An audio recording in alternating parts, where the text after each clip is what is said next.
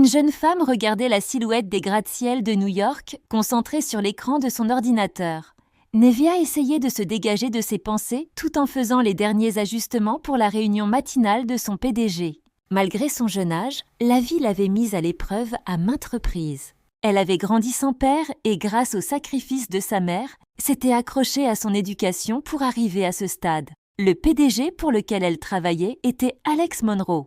Monroe Industries était une grande entreprise qui dominait le secteur de la technologie et de la finance depuis des années. Alex avait hérité de l'entreprise de son père et l'avait développée, devenant une figure respectée et fiable dans le monde des affaires. Mais malgré son succès professionnel, Alex n'avait pas trouvé le même bonheur dans sa vie personnelle. À 44 ans, il était charmant, élégant et toujours courtois. Nevea avait remarqué à quel point elle se sentait en sécurité en travaillant à ses côtés. Les hommes d'affaires qui venaient le voir louaient toujours son calme et son intelligence. Cependant, ce Alex Monroe n'était pas aussi heureux qu'il en avait l'air. Derrière cette vie luxueuse se cachait un homme profondément blessé, ébranlé par l'infidélité de sa femme, survenue 7 ans plus tôt. Catherine, bien que perçue par la société comme une femme raffinée et séduisante, était en réalité égoïste et insatiable. Son erreur des 7 dernières années avait profondément blessé Alex. Sa relation avec un autre homme avait mis leur mariage en péril, mais Alex avait choisi de lui pardonner pour le bien des enfants. Cependant, Catherine n'avait pas tiré de leçon de cette trahison et avait plutôt embrassé un mode de vie encore plus irresponsable. Elle était maintenant engagée dans une relation secrète avec un homme dangereux, accro au jeu, et s'était engagée sur la voie d'une catastrophe inévitable.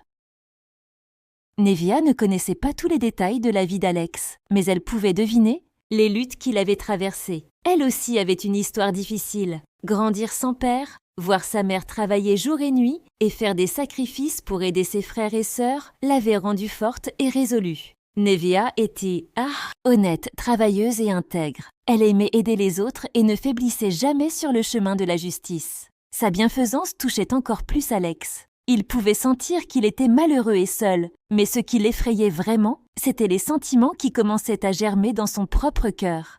Elle commençait à éprouver une profonde attraction pour Alex. Alors qu'elle essayait de mettre un nom sur ses émotions, les événements commencèrent lentement à se dérouler. Ce soir-là, une violente dispute éclata entre Alex et Catherine. Les dettes de jeu de Catherine et son attitude désinvolte avaient exaspéré Alex. Les voix qui montaient dans la maison, les portes claquées, les regards inquiets des enfants. Cela marquerait un tournant pour Alex. Furieux, il quitta la maison pour se mêler à la foule des rues de la ville. Il cherchait un endroit pour apaiser sa colère et se retrouva finalement dans un bar aux lumières tamisées. Nevea, de son côté, était également dans ce bar, invitée par une amie après une longue journée. Lorsque leurs chemins se croisèrent dans le bar, l'attraction entre eux devenait de plus en plus évidente.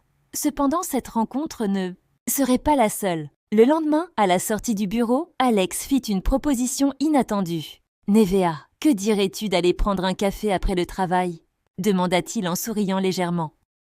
Surprise, Nevea ne put ignorer l'approche sincère d'Alex et accepta son invitation. Lorsqu'ils se retrouvèrent dans un petit café chic, leur conversation devint plus profonde. Alex parla de son enfance et des difficultés liées à la gestion de l'entreprise héritée de son père. Nevea, quant à elle, racontait les sacrifices de sa mère et sa lutte pour s'accrocher à la vie. À mesure qu'ils découvraient des éléments de leurs histoires respectives, leurs liens se renforçaient. En sirotant sa boisson, Alex se plongea dans une discussion sincère. La délicatesse, la sincérité et la franchise de Nevea lui permirent, pour la première fois, de se sentir réellement compris. Cette nuit-là, leur destin changea complètement. Nevea, j'ai ressenti la paix et l'amour que j'ai cherchés. Toute ma vie à tes côtés. Je veux divorcer de ma femme, car je ne veux plus repousser ma vraie bonheur. Je veux construire un avenir avec toi. Avec ces mots, tout commença à prendre une nouvelle direction. Cependant, ce nouveau départ serait assombri par des événements inattendus. Lorsque Catherine réalisa qu'Alex comptait la quitter, elle devint folle de rage. Ses dettes de jeu augmentaient et sous l'influence de son amant David, elle devenait de plus en plus dangereuse. Une nuit, la tension entre Catherine et David atteignit son paroxysme. Catherine avait appris que David ne faisait que la manipuler pour son argent. Lorsque la colère monta en elle devant sa dépendance à ses dettes, elle devint folle de rage. Cette nuit-là, une dispute éclata dans une chambre d'hôtel entre Catherine et David. David exerçait des pressions sur Catherine pour qu'elle rembourse ses dettes. La dispute s'intensifia et David commença à menacer la jeune femme. Dans un moment de colère, Catherine attrapa un lourd vase en verre sur la table et frappa David à la tête.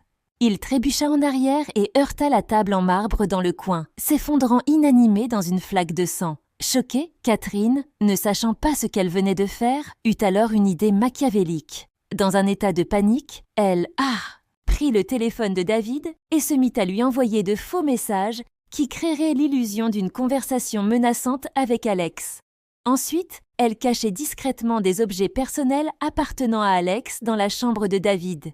Elle devait agir avec prudence. Ayant remarqué les caméras de sécurité, elle trouva des moyens de les désactiver. Catherine quitta rapidement l'hôtel, tremblante, et appela la police, sa voix tremblante. « S'il vous plaît, aidez-moi.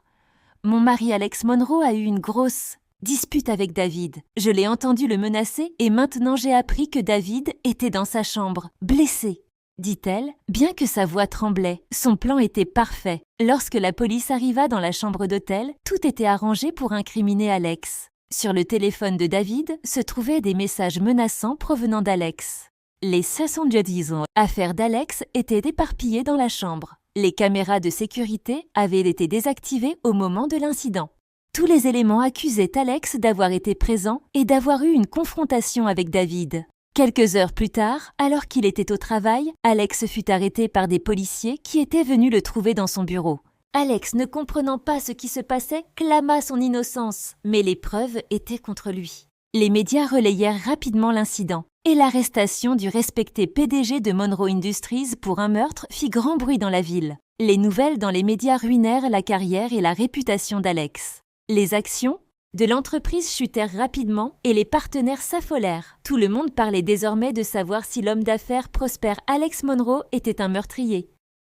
Nevea était convaincu qu'Alex était innocent. Cependant, laissez-se passer preuves étaient solides, et lors de la première audience, le jury, en raison du poids des preuves, trouva Alex coupable.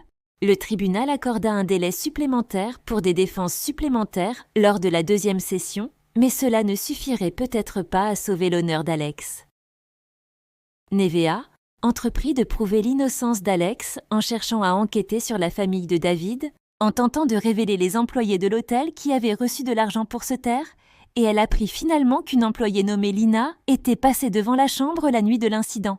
Lina avoua qu'elle avait entendu une violente dispute entre David et Catherine ce soir-là et par curiosité avait ouvert sa caméra de téléphone pour enregistrer la scène. Dans son enregistrement, les hurlements furieux de Catherine et les menaces de David résonnaient clairement. Plus important encore, on entendait le bruit d'une vitre brisée et le cri de David s'effondrant au sol dans la douleur.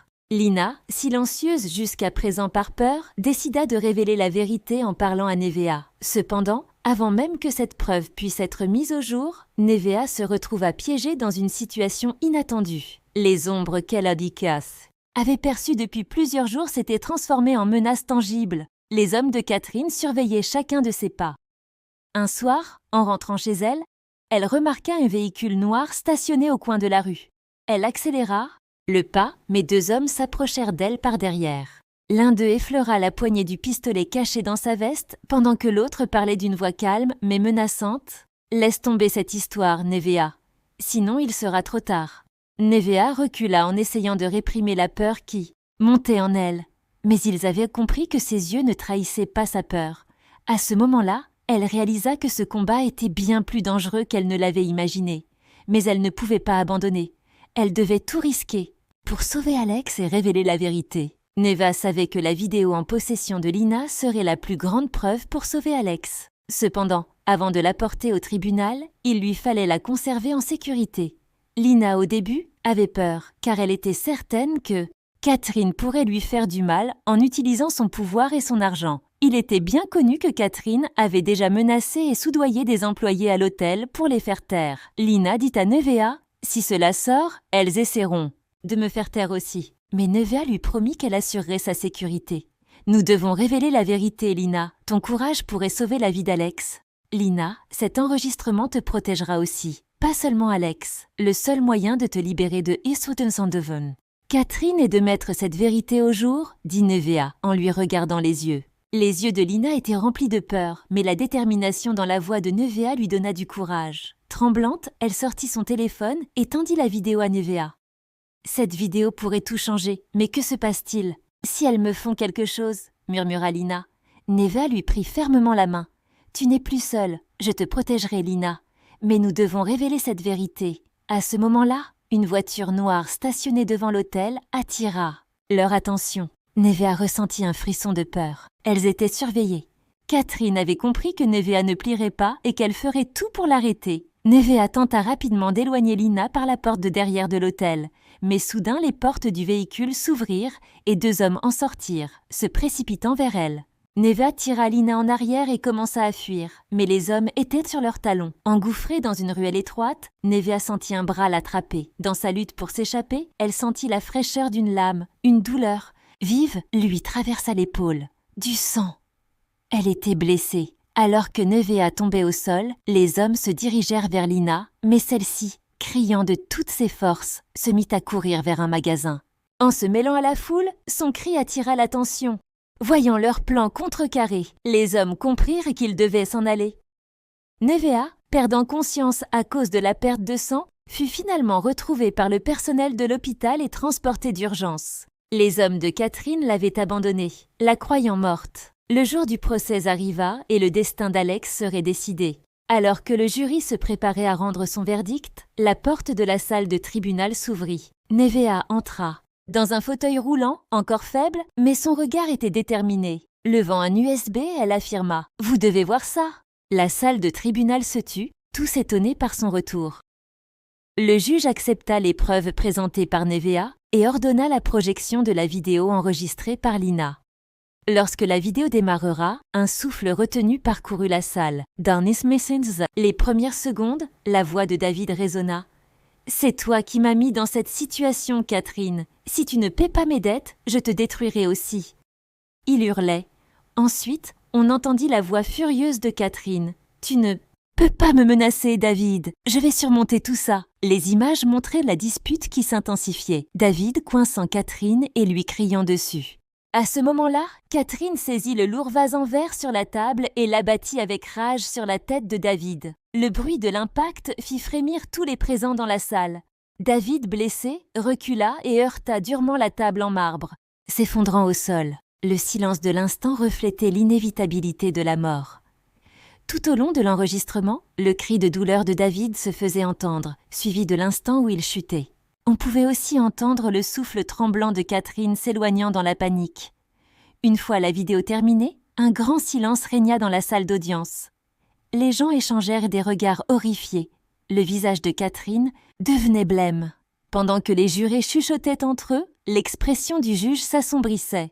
Nevea, retenant sa respiration, regarda Alex. Les yeux d'Alex étaient remplis de larmes, mais cette fois, ces larmes n'étaient pas dues à la peur, mais à la soulagement de voir la justice enfin s'installer. Le visage de Catherine était devenu livide. Elle regarda paniquer ses avocats, mais aucun d'eux n'osa croiser le regard avec elle. Tout le monde dans le tribunal avait compris que sa culpabilité était flagrante. Son expression arrogante avait disparu, remplacée par désespoir et peur. Même si ses avocats essayèrent de trouver des excuses, il était déjà trop tard. Après avoir frappé son maillet, le juge annonça « Le tribunal déclare Alex Monroe non coupable ». Catherine Monroe est reconnue coupable de meurtre au 1er degré et recevra la peine maximale. Un murmure s'éleva dans la salle d'audience.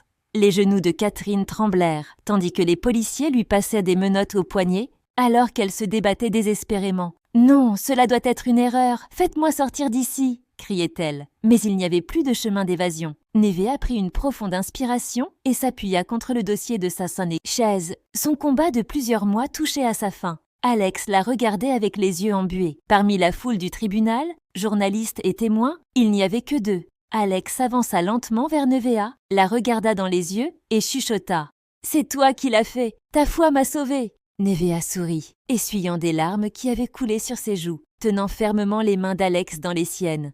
Les tempêtes à l'intérieur d'elle s'étaient apaisées. La lutte, de plusieurs mois, était enfin parvenue à la paix.